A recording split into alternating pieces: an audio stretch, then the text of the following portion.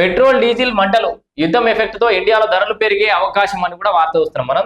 Saudi ఖతార్లోని oil కేంద్రాలపై Iran దాడులు చేసింది. So Iran Saudi ఖతార్లోని oil కేంద్రాల మీద దాడి చేసింది. మనకు అక్కడ నుంచి పెట్రోల్ ఈ ఆయిల్ వస్తుంది కదా బాగా. హర్ముజ్ జలసంధి మూసివేత అంతర్జాతీయ మార్కెట్లో పెరిగిన ధరలు. సో ఇది ముచ్చట. బీరూట్ మీద ఎయిర్ స్ట్రైక్ చేసిన ఇజ్రాయెల్ అని చెప్పి చూస్తున్నాం కదా మనం. నౌక మీద దాడి జరిగింది చూడు. సో ఇట్లా పెట్రోల్ మంటలు మండబోతున్నాయి. మరి భారత్లో ఉన్న ఫలంగా పెట్రోల్ కి డీజిల్ కి కొరత ఏర్పడుతుందా, ఇక్కడ కూడా ఒక రకంగా ఇంటర్నల్ గా యుద్ధ వాతావరణం నెలకొంటుందా అని అంటే ఇప్పటికిప్పుడైతే అట్లాంటి పరిస్థితులు లేకపోయినప్పటికీ కూడా కాస్త ఆందోళన చెందాల్సిన అవసరమే. ఆల్రెడీ ప్రభుత్వం కూడా ఈ కంపెనీలకు ఆయిల్ సరఫరాను కొంత కుదించిందట, తగ్గించింది భారత్ లో. ఆ తర్వాత మెల్లమెల్లగా మరి పెట్రోల్ బంకులకు సాధారణ రవాణా వ్యవస్థకు కూడా ఏమన్నా తగ్గితే ఇబ్బందులు తలెత్తే అవకాశం అయితే లేకపోలేదు. సో మనం జాగ్రత్త అనేది ఉండాలి. పెట్రోల్ ధరల పెంపుపై ఆందోళన అవసరం లేదంటుడు కేంద్ర మంత్రి హర్దీప్ సింగ్. సో పూరి మనమైతే ఆందోళన చెందాల్సిన అవసరం లేదు పెట్రోల్ డీజిల్ ధరల మీద అంటుడు. ఇగో భారత్ లో టెన్షన్ ఘోరం, ఒకే చోట 165 సమాధులు ఫోటో చేర్చేసిన ఇరాన్, గల్ఫ్ దేశాలపై దాడులను ఖండించిన భారత్. ఇరాన్ యుద్ధం రంగంలోకి యూరప్ దేశాలు మొత్తం దిగినాయి. టెహ్రాన్ ను వీడిన భారత విద్యార్థులు అని చెప్పేసి కూడా మనం వార్త వస్తున్నాం.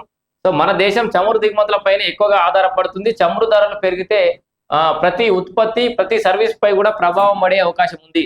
సో మనం ఒకసారి ఇది చూద్దాం. అంతర్జాతీయ వార్తలు ఇప్పుడు చాలా ఖచ్చితంగా మనకు అవసరమే. ఇది చాలా ఆందోళన కలిగించే అంశాలు ఇవి.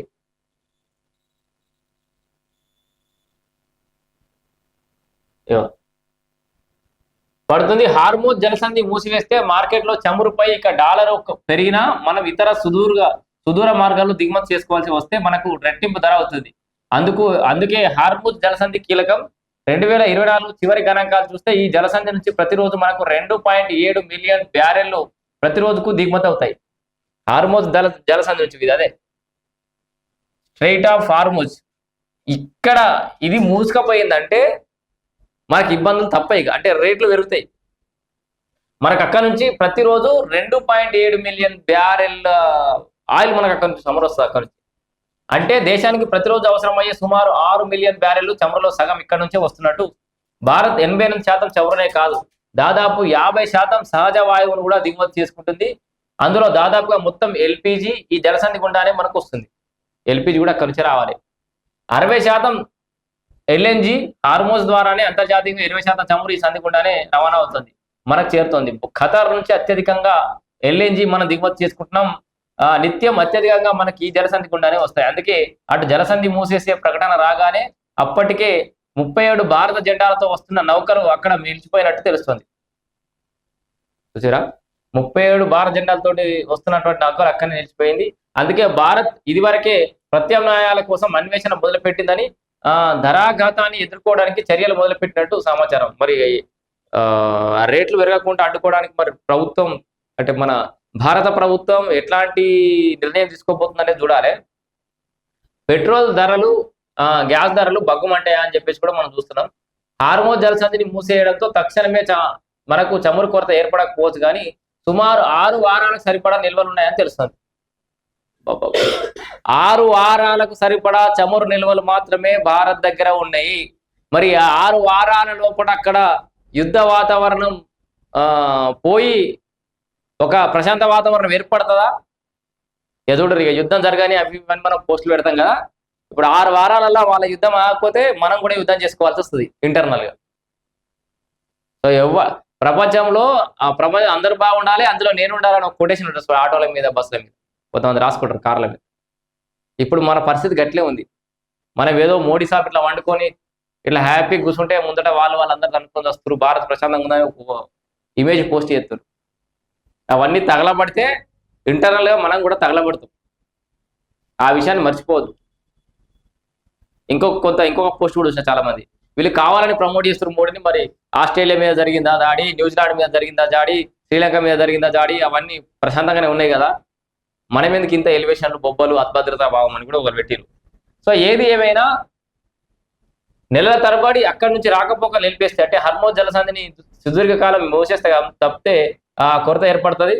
ధరలు అమాంతం పెరగొచ్చు, ఎందుకంటే భారత్ సగం చమురు అవసరాలను ఈ జలసంధి గుండానే తీర్చుకుంటుంది. అయితే అలాగే హార్మూజ్ నుంచే మనకు సింహభాగం ఎల్ఎన్జి, ఎల్పిజి వస్తుండటంతో పెట్రోల్, డీజిల్ వాహనాలకు అవసరమైన గ్యాస్ తో పాటు వంటచెరుగా ఉపయోగించే ఎల్పిజి గ్యాస్ ధరలు కూడా ఆకాశాన్ని చేరే అవకాశం ఉంది. మనకు సరిపడా నిల్వలు ఉన్నాయని చెప్పేసి కేంద్ర మంత్రి అంటుడు. లే లే లే లే మీరేం రందిపాటు అవసరం లేదు, మన దగ్గర సరిపడా నిల్వలు ఉన్నాయి అంటుడు. ఎన్ని ఉన్నాయో చూద్దాం ఒకసారి. మనకు ఇంధన నిల్వలు ఉన్నాయని, సరఫరాలో అంతరాయం కలగకుండా అవసరమైన చర్యలు తీసుకుంటున్నామని కేంద్ర పెట్రోలియం శాఖ మంత్రి హర్దీప్ సింగ్ పూరి మంగళవారం వెల్లడించాడు. మిడిల్ ఈస్ట్ ప్రాంతంలో భౌగోళిక రాజకీయ పరిస్థితులు ఎలా ఉన్నా దేశ ప్రజల ఇంధన అవసరాలు తీర్చేలా నరేంద్ర మోడీ ప్రభుత్వం ముందస్తు ప్రణాళికతో పనిచేస్తుందన్నారు. దేశవ్యాప్తంగా పెట్రోలియం ఉత్పత్తుల నిల్వలను, సరఫరాను 24 గంటలు పర్యవేక్షించడానికి ఒక ప్రత్యేక కంట్రోల్ రూమ్ ఏర్పాటు చేసినట్లు కూడా వెల్లడించారు. గత కొన్నేళ్లుగా భారత్ చమురు దిగుమతులకు 1-2 దేశాలపైన ఆధారపడడం లేదు, చాలా దేశాల నుంచి దిగుమతి చేసుకుంటున్నది అని వివరించారు.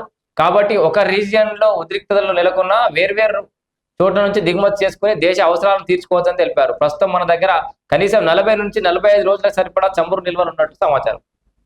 40 to 45 డేస్ సరిపోయే చమురు నిల్వలు ఉన్నాయి. మన తర్వాత రిఫైనరీల పైన కూడా ఇరాన్ దాడులు చేస్తుంది. రష్యా నుంచి మళ్ళీ కొనుగోళ్లు. సో యుద్ధం మరో 4 వారాలు కొనసాగవచ్చని అమెరికా అధ్యక్షుడు సూత్రప్రాయంగా ఆల్రెడీ చెప్పింది కదా. బఫర్ స్టోరేజ్ పెట్టుకున్న దేశాలకు ఈ విషయం కొంత ఉపశమనమే వస్తుంది, కానీ ఒకవేళ అంతకు మించి పొడిగితే పరిస్థితి ఏంటనే ఆందోళనలు ఉన్నాయి. భారత్ కూడా అదే ఆందోళనతో ప్రత్యామ్నాయాలపై ఫోకస్ పెట్టింది. ఈ నేపథ్యంలో రష్యా నుంచి చమురు కొనుగోలు పునరుద్ధరించవచ్చని తెలుస్తున్నది. ఈ మేరకు రష్యా నుంచి కూడా గ్రీన్ సిగ్నల్ అందినట్టు కీలక వర్గాలు వెల్లడించాయి. ఒకవేళ ఇరాన్ నుంచి ఇబ్బంది అయితే రష్యా నుంచి కొనుగోలు రెడీ. అమెరికా సుప్రీంకోర్టు టారిఫ్లను కొట్టేయడం, ట్రేడ్ డీల్ మధ్యలో నిలిచిపోవడంతో ట్రంప్ ఆంక్షల పక్కన పెట్టి రష్యా చమురు మళ్ళీ కొనుగోలు చేయవచ్చనే సంకేతాలు కూడా వస్తున్నాయి. రష్యాతో పాటు Venezuela, America, west Africa, Latin దేశాల నుంచి కూడా చమురు దిగుమతులు పెంచుకునే అవకాశాలు కూడా ఉన్నాయి మనకి. ఇది ఏది ఏమైనా కొంత ఆందోళన కలిగించే అంశమే.